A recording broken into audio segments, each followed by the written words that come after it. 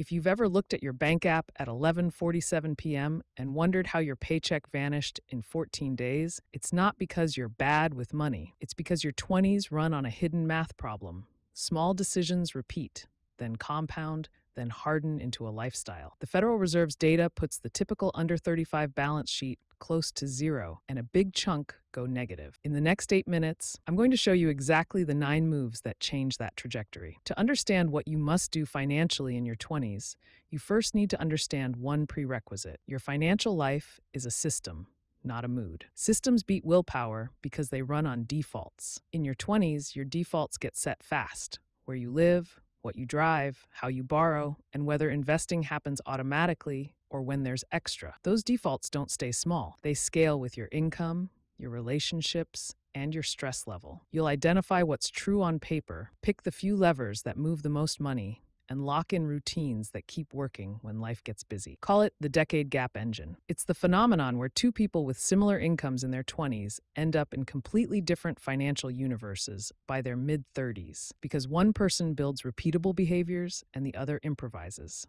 The Federal Reserve's Survey of Consumer Finances, 2022, shows the median net worth under age 35 is about $39,000. That number surprises people because it includes everyone, high earners and people with nothing. The point is not comparison. The point is that the median is built by systems, not luck. Here's the decade gap engine in 4 steps, and you can feel it operating in real time. Step 1 is measurement. You write down assets and debts and calculate net worth. That single number stops your brain from negotiating with reality. You don't need a perfect spreadsheet.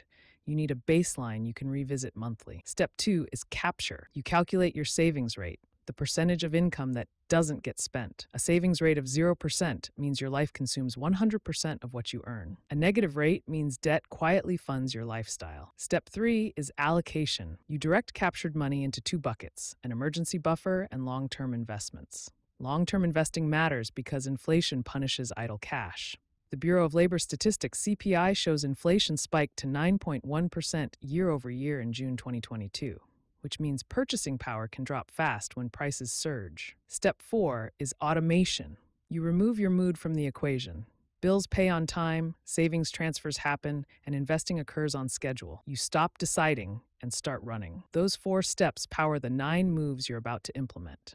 Let this simple timeline represent $300 per month invested into a broad stock index at an 8% annual return. Start at 20 and invest for 45 years. That's not a fantasy rate. Vanguard's long-run market history discussions routinely put diversified equity returns in the high single digits over long periods, even though no year looks like the average. Now watch what happens. At age 65, $300 a month at 8% lands around $1.5 million. Delay that same plan by just 10 years.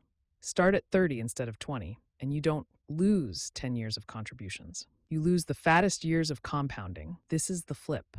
Your 20s don't matter because you earn the most then. They matter because time is the asset you can never buy back. Meet Maya and Jordan. Same city, same age, same starting line. Maya is 26 in Phoenix, earning $72,000. Jordan is 26 in Phoenix, earning $70,000. They both feel squeezed because housing and car costs hit hardest early. In my experience, Maya runs the 9 moves like a system. Jordan keeps everything flexible. Move 1. Invest early and consistently. Maya sets an automatic $350 a month contribution into a Roth IRA and brokerage mix. She buys a total market index fund style allocation because it reduces the need to pick winners. Vanguard's research has repeatedly shown costs and broad diversification drive a large share of investor outcomes over time. Move 2. Calculate net worth monthly. Maya lists cash, retirement accounts, car value, and subtracts student loans and credit cards. She watches one number move. Move 3. Track savings rate. Maya aims for 15% all-in savings and investing. She doesn't hit it every month, but she never loses visibility. Move 4. Optimize the big 3. Housing, transportation, food. Housing first. The U.S. Census Bureau's 2023 ACS puts the median gross rent around $1,372. Maya chooses roommates and keeps her rent at $1,200. Jordan signs a solo lease at $1,900 because it feels like adulthood. Transportation next. Experian's Q4 2023 report puts the average new car payment at $726. Jordan buys new at roughly that payment. Maya buys used and keeps her payment at $260, then drives it for years. Food last. Maya cooks most meals and caps delivery. Jordan eats out more often because work feels exhausting. Move 5. Build skills before you chase titles. Maya spends 4 hours a week learning tools that increase her value at work. She targets problems that get budgets. Reporting, automation, client retention. Her raises follow. Move 6. Control debt like a risk manager. Maya attacks high-interest debt first and never carries a credit card balance.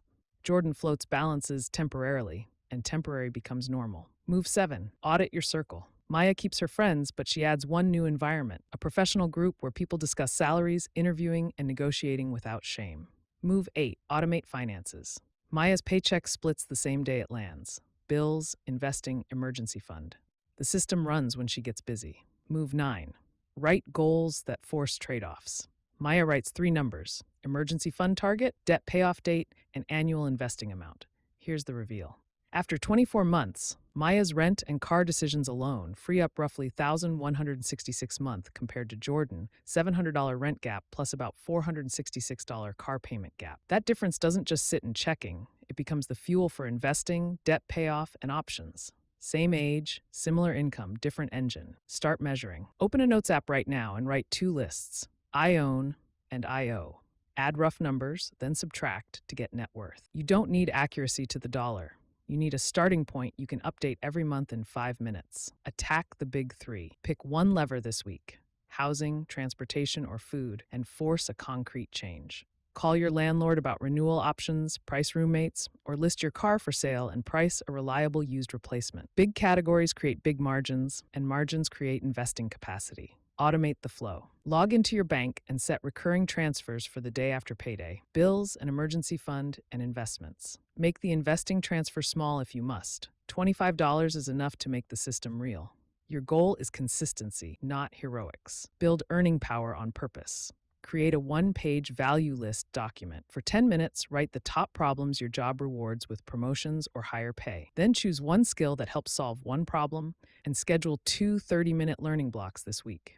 Income grows fastest when you attach skills to real business outcomes. The money line is this: in your 20s, the goal isn't a bigger paycheck. It's a system that turns paychecks into assets. Once that system runs, your stress drops and your options expand. Subscribe if this changed how you think.